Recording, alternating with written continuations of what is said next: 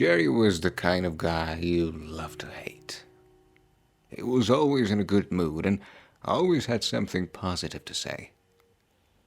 When someone would ask him how he was doing, he would reply, "If I were any better, I would be twins." He was a unique manager because he had several waiters who had followed him around from restaurant to restaurant. The reason the waiters followed Jerry was because of his attitude. He was a natural motivator. If an employee was having a bad day, Jerry was there, telling the employee how to look on the positive side of the situation. Seeing this style really made me curious. So one day I went up to Jerry and asked him, "I don't get it. You can't be a positive person all of the time. How do you do it?"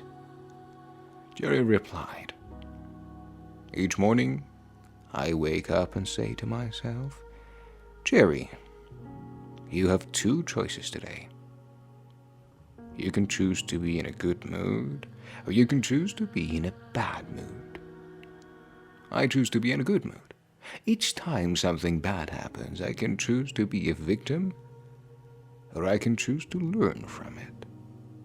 I choose to learn from it.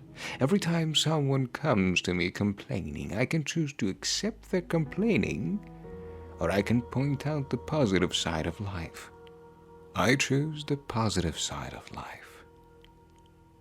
"Yeah, right. It's not that easy," I protested. "Yeah, it is," Jerry said. "Life is all about choices. When you cut away all the junk, every situation is a choice. You choose how you react to situations. You choose how people will affect your mood. You choose to be in a good mood or a bad mood.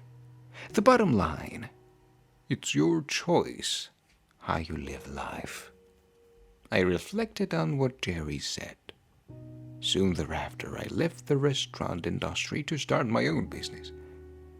We lost touch, but I often thought about him when I made a choice about life instead of reacting to it. Several years later, I heard that Jerry did something you are never supposed to do in a restaurant business. He left the back door open one morning and was held up at gunpoint by 3 armed robbers. While trying to open the safe, his hand, shaking from nervousness, slipped off the combination. The robbers panicked and shot him. Luckily, Jerry was found relatively quickly and rushed to the local trauma center.